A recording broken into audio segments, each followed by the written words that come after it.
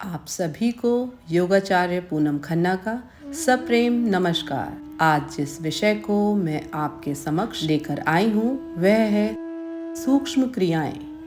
योगासन से पहले, योगासन की शुरुआत करने से पहले आपको हमेशा कुछ सूक्ष्म क्रियाएं हैं जो हमेशा करनी चाहिए। सूक्ष्म क्रियाएं करने से आपका शरीर स्फूर्तिदायक और लचीला हो जाता है। इससे आपके शरीर में रक्त संचार बढ़ता है, बॉडी को ऑक्सीजन मिलती है और आप हल्का महसूस करते हैं। जिस तरह से हम रोज सुबह उठकर घर की साफ सफाई करते हैं, उसी तरह से सूक्ष्म क्रियाएं भी हमारे शरीर के लिए अत्यंत आवश्यक हैं। सुबह उठकर कुछ समय हमें इन क्रियाओं को नित्य करना चाहिए, जिसका लाभ हमारे पूरे शरीर को मिलता है। इन सूक्ष्म क्रियाओं का असर पूरे शरीर पर पड़ता है, चाहे आपका मस्तिष्क हो, आपकी गर्दन हो, आपके कंधे हो, आपके हाथ, फेफड़े, हृदय या आपकी पाचन प्रणाली या आपके पैर, जंघाएं, सभी अंगों पर सकारात्मक प्रभाव पड़ता है सूक्ष्म क्रियाओं का। तो आज आइए मेरे साथ मिलकर करते हैं हम सूक्ष्म क्रियाएं। सूक्ष्म क्रियाओं की शुरुआत हम करेंगे श्वसन क्रिया से। गहरा श्वास भरेंगे और गहरा श्वास छोड़ेंगे, और ये हम शुरुआत में 3 बार, 5 बार, 7 बार या 10 बार कर सकते हैं। तो मैं आपको 3 बार करके दिखाऊंगी। गहरा श्वास भरें, गहरा श्वास छोड़ें। ये आप नाक से गहरा श्वास भरेंगे और धीरे धीरे नासिका से ही छोड़ेंगे, और फिर आप गहरा श्वास भरेंगे नासिका से और गहरा श्वास मुंह से भी छोड़ सकते हैं। तो आइए करते हैं मिलकर।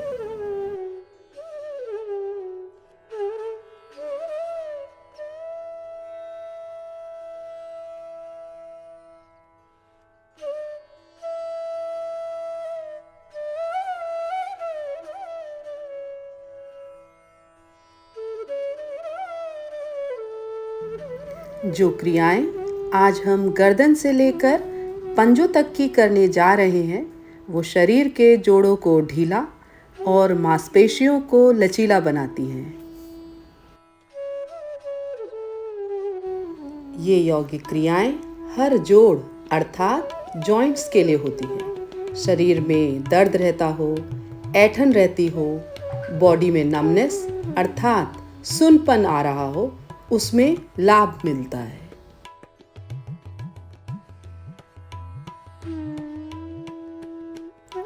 अभ्यास की इस विधि से मानसिक शांति, संतुलन और एकाग्रता का विकास होता है, जिससे भौतिक शरीर में सामंजस्य की प्राप्ति होती है।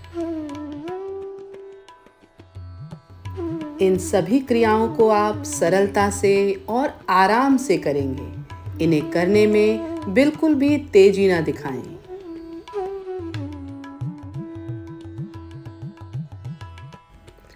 जब हम ये क्रियाएं करें तो मन और शरीर के साथ जुड़े रहें। अगर हम नीचे नहीं बैठ सकते हैं, तब भी इन सूक्ष्म क्रियाओं को हम बिस्तर पर बैठकर बहुत ही आसानी से सहजतापूर्वक कर सकते हैं।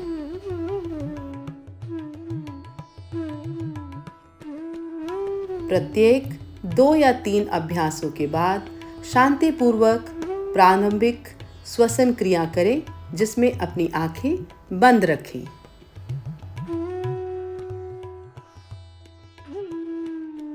हर अभ्यास को कम से कम 3 बार से शुरुआत करें और धीरे धीरे उसे बढ़ाकर 10 बार तक ले आएं। अपने शरीर की समता का पूरा ख्याल करें।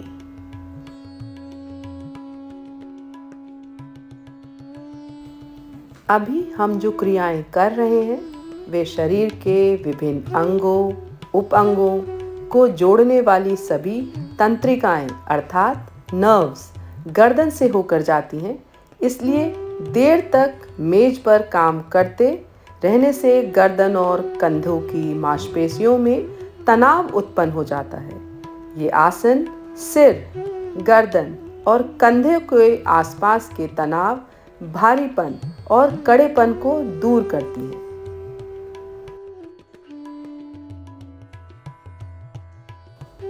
शरीर से आलस दूर होता है, शरीर सुंदर, स्वस्थ और सुडौल बन जाता है।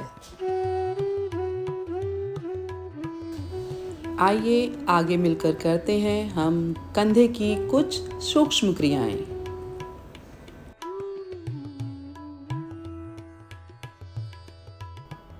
ये सभी सूक्ष्म क्रियाएं एक एक अंग को स्वस्थ बनाने में सहायता करती हैं।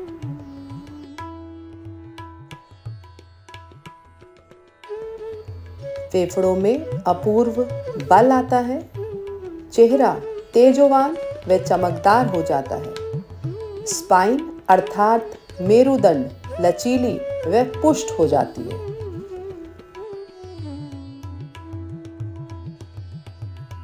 स्वास्थ्य की रक्षा में सूक्ष्म योग क्रियाओं का बड़ा महत्व है। ये शरीर से मलिनता दूर करती हैं और स्फूर्ति प्रदान करती हैं। शरीर में रक्त संचार बढ़ता है, ऑक्सीजन का इंटेक बढ़ता है और आप सारा दिन ऊर्जावान महसूस करते हैं।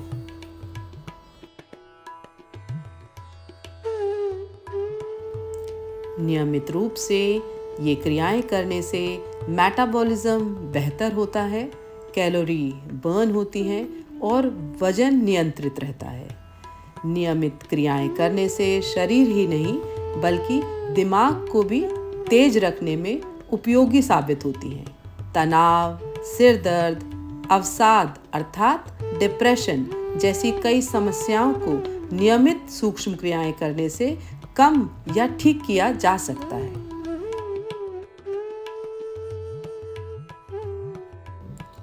इनके निरंतर अभ्यास से मानसिक व शारीरिक विकार दूर हो जाते हैं। इस क्रिया को करने से हृदय और मेरुदंड दोनों में ही नवीन ऊर्जा का संचार होता है। इन क्रियाओं का निरंतर प्रयास करने से आपका बॉडी पोस्चर इम्प्रूव होता है, मस्तिष्क में अच्छे रसायनों का स्राव अर्थात गुड हार्मोन सिक्रीट होते हैं, उससे वैचारिक शुद्धता व मन दिन भर प्रफुल्लित रहता है। इन क्रियाओं को प्रातःकाल करना चाहिए या फिर भोजन के 3 घंटे के बाद दिन में भी कर सकते हैं। भोजन करते ही तुरंत ये क्रियाएं कभी नहीं करनी चाहिए।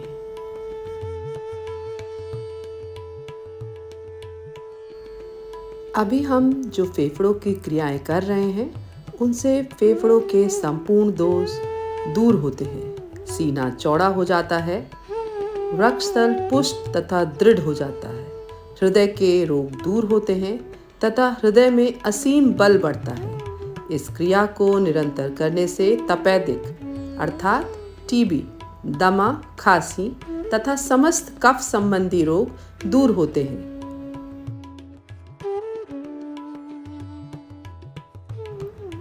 कटी चक्रासन के समान इस क्रिया से कमर का फैट कम होने लगता है और उसका लचीलापन बढ़ता है। कमर के अलावा ये हाथों और कंधों या यूं कहे पूरी अपर बॉडी के लिए एक अच्छी एक्सरसाइज है। शरीर को शेप में रखने के साथ ही ये शरीर को अंदर से निरोगी भी रखता है।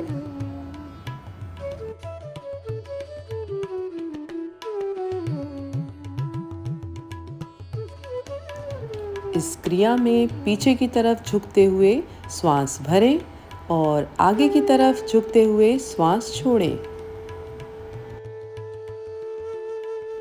जो व्यक्ति अधिक श्रम वाले व्यायाम नहीं कर सकते हैं, जैसे कि वात रोग, गठिया रोग, उच्च रक्तचाप यानी हाई बीपी, हृदय रोग या ऐसे कई गंभीर रोगों से ग्रस्त हैं, उनके लिए ये क्रियाएं अति उपयोगी हैं।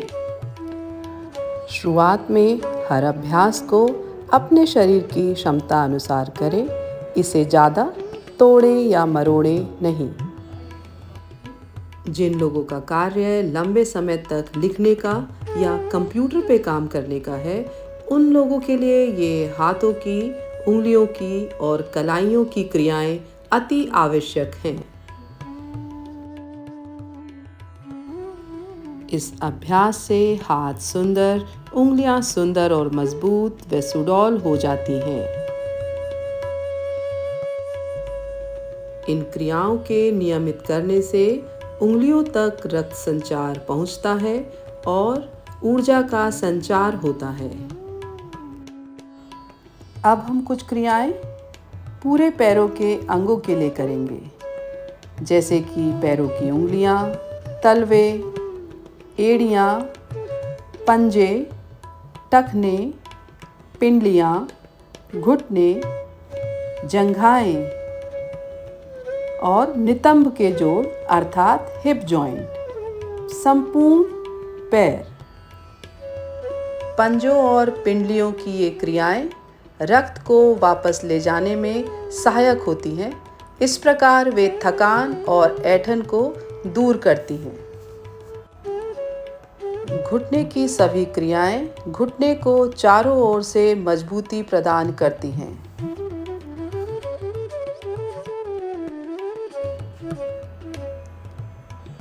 अब हम करने जा रहे हैं अर्ध पद्मासन और अर्ध तितली आसन का प्रयास।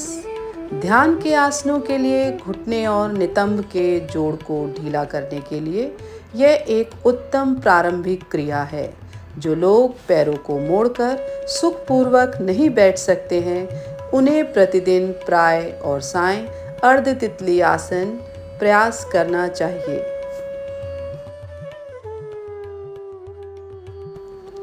ये सभी क्रियाएं पैरों में रक्त संचार बढ़ाने के लिए बहुत ही मददगार सिद्ध होती हैं।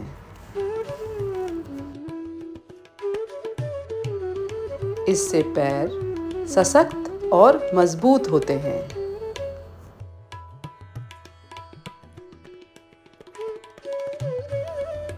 इन क्रियाओं को करते समय यदि थकान का अनुभव हो तो शवासन में विश्राम कर सकते हैं और पूरी क्रियाओं के समाप्त होने पर 3 से 5 मिनट तक शवासन कर सकते हैं।